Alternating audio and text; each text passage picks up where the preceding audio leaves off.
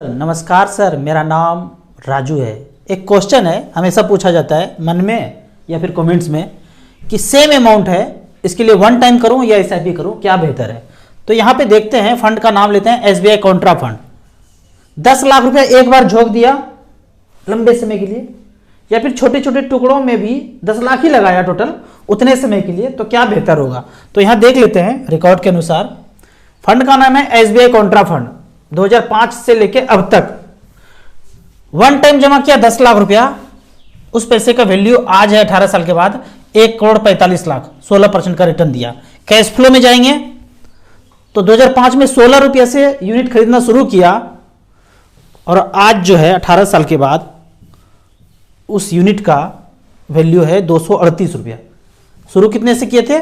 16 रुपया से, तो 238 रुपया हुआ। इसके चक्कर में वो पैसा बढ़ के हो गया हमारा, जो 10 लाख लगाए थे उस पैसे का वैल्यू बढ़ के हो गया है 1,45,00,000 रुपया। ये तो हुआ वन टाइम का बात। अब इसी पैसे को अगर 10 लाख को 18 साल से डिवाइड करेंगे तो आएगा 4630 रुपया।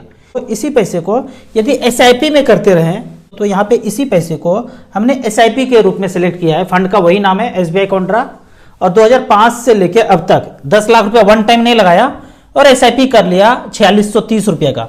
तो टोटल 10 लाख रुपया जमा हो गया और वैल्यू बना 40,31,000। 13.82% का रिटर्न यहाँ पे मिला।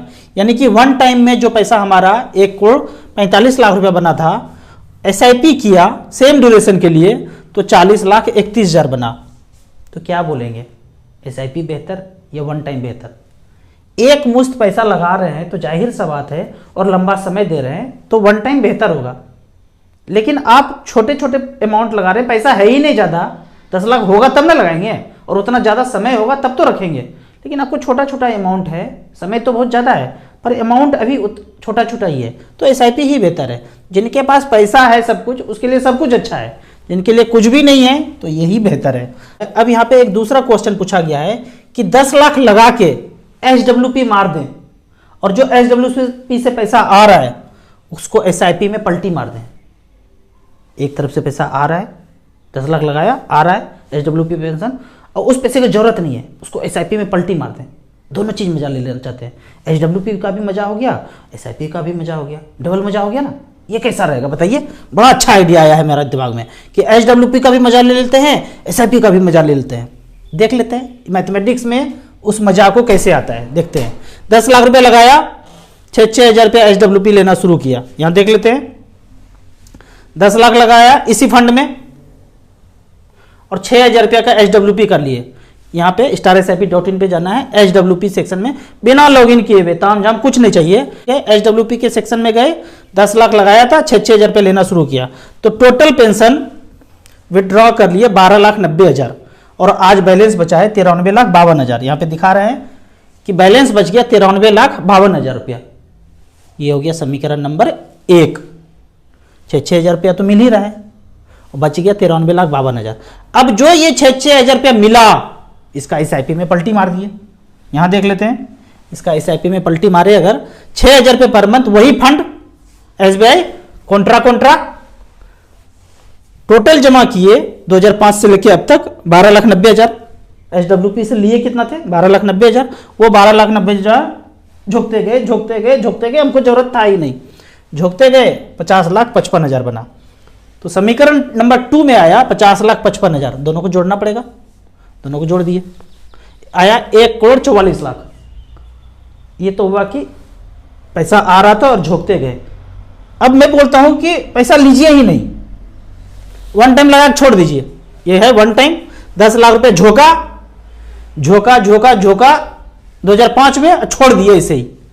तो उस जो 10 लाख रुपए को झोंका एक टाइम, 1,45,93,000 होता है, 16% का रिटर्न।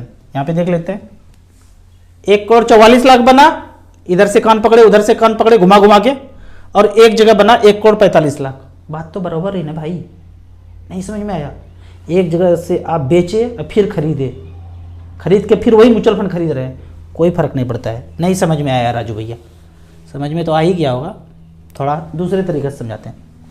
आपने सोना का एक बिस्किट खरीद लिया बड़ा सा, या डब्बा खरीद लिया, उसमें ढेर सारा सोना है, छोटा छोटा छोटा छोटा गिन्नी है, सिक्का है उसमें।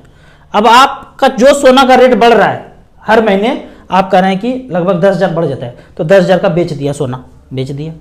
अब फिर से सोनार के दुकान से 10,000 का फिर से सोना खरीद लिए। सोना एक तरफ से बेच रहे हैं, सोना एक तरफ से खरीद रहे हैं। आप कहेंगे कि पागल हो गए क्या, ये क्या कर रहे हैं? तो म्यूचुअल फंड में भी तो यही है, पागल हो गए क्या? एक तरफ से SW करके म्यूचुअल फंड का यूनिट बेच रहे हैं, दूसरे जगह से SIP का यूनिट खरीद रहे हैं। तो मैं भी यही बोल सकता हूँ ना, पागल हो गए हैं क्या? ऐसे नहीं सोचना है। अगर सोच भी रहे होंगे तो अब ये वीडियो देख के क्लियरिटी कर लीजिए। अब तीसरा एक क्वेश्चन है, डीमैट में मच फंड खरीदूं या फिजिकल मोड में मच फंड खरीदूं, क्या बेहतर होगा? मैं तो पहले ये बोलता हूं, यदि जो पहले मिल जाए आपको जिंदगी में, जो सही वाइफ मिल गई, काली गोरी अच्छी जो भी मिल गई, उसी के साथ निभाना है। अगर आपके पास डीमैट पहले मिल गया, उसी में मच फंड खरीद लीजिए।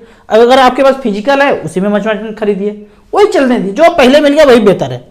लेकिन फिर भी आप एक क्वेश्चन पूछ ही रहे हैं, हमको जवाब देना ही है।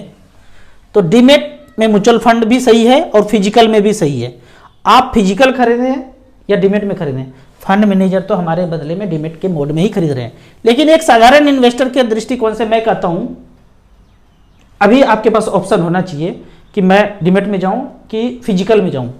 तो डीमैट के अगर मोड में आप जाते हैं तो डीमैट जो है शेयर के लिए डिजाइंड है, और physical mutual fund only mutual fund के लिए डिजाइंड है। यहाँ पे शेयर तो मिलेगा ही नहीं आपको। तो जैसे ही आप डीमैट खोलते हैं तो ये वाला शेयर ले लो, ये नोटिफिकेशन, ये ईमेल, इतना गिर गया, इतना बढ़ गया, आपको पागल बना देगा। जबकि आप चाहते हैं मुझे म्यूचुअल फंड ही खरीदना है। तो यदि सिर्फ और सिर्फ म्यूचुअल फंड खरीदना है तो शेयर न करके आप फिजिकल मोड में जाइए। अब यहाँ पे अगर आप डीमैट के मोड में जाते हैं तो किसी भी ब्रांच में आप स्टेटमेंट लेने जाएंगे तो आपको एक भी स्टेटमेंट नहीं मिलेगा। कहेंगे वो ब्रांच में जो ऑफिस पे कंप्यूटर पे बैठे हुए हैं, पैन कार्ड नंबर डालेंगे, टक टक टक टक, देखेंगे अरे ये तो डीमैट मोड में है, हम आपको स्टेटमेंट नहीं दे सकते, जनरेट ही नहीं होता है। दे नहीं सकते मतलब ये नहीं कि वो देना नहीं चाहते हैं, जनरेट ही नहीं होता है। वो बोलेंगे आपको जो डीमैट सर्विस प्रोवाइडर है आप वहां से सब कुछ कीजिए। फिजिकल मोड है, किसी भी ब्रांच में जाइए, स्टेटमेंट निकाल लीजिए, फॉर्म भरिए, साइन कीजिए, रिडेम्पशन करके 4-5 दिन में पैसा ले लीजिए। डीमैट के मोड में आपको आईडी पासवर्ड से ही रिडेम्पशन डालेंगे, या डीमैट सर्विस प्रोवाइडर जो है, जो भी होगा जिसके थ्रू आप डीमैट खोले हैं वहीं से सारा कुछ होगा। बाकी ब्रांच में आप कुछ भी ज़्यादा कुछ कर नहीं सकते हैं। लेकिन म्यूचुअल फंड का एक ऐसा चीज़ है, ऑल इंडिया में कहीं भी चले जाइए, कोई नहीं पूछेगा आपसे आप कहाँ खोले थे, मतलब ही नहीं है। फॉर्म भरिए, साइन कीजिए, पैसा आपके अकाउंट में आ गया। ठीक है, तो थोड़ा थोड़ा डिमेरिट भी है, मेरिट भी है। मुझे तो फिजिकल मोड ज़्यादा अच्छा लगता है। यहाँ पे एक फैक्टर और है डीमैट मोड में। डीमैट मोड में अगर जाते हैं तो इसका सालाना चार्ज है, 300 से लेकर 500 तक सालाना चार्ज है। अभी सेबी जो है तरह तरह का म्यूचुअल फंड में रेगुलेशन लाए हैं कि जितना भी एक्सपेंस होगा, जो भी होगा तामझाम, सब TER के अंदर होगा, STT हो, एग्जिट लोड हो, सब इसके अंदर होगा। उसी तरह मैं ये रिक्वेस्ट करता हूँ, शेयर के केस में भी जो एनुअल मेंटेनेंस चार्ज है वो भी शेयर के अंदर ही डाल दीजिए, जो भी एक्सपेंस रेशियो आता है उसके अंदर ही डाल दीजिए, इन्वेस्टर से मत काटिए। क्यों बोल रहा हूँ ऐसा? एनुअल मेंटेनेंस चार्ज जो होता है, मान लेते हैं किसी व्यक्ति ने 10,000 का शेयर खरीदा और भूल गया, भाई छोड़ देते हैं, अच्छा चल रहा है शेयर मार्केट, हम भी लगा के छोड़ देते हैं। अब एनुअल मेंटेनेंस चार्ज बेचारे का 350 रुपया हिट हुआ बैंक में, उस समय दुर्भाग्य से उनके अकाउंट में पैसा नहीं है, तो चार्ज काटेगा बैंक 500 से लेके 1000 रुपया।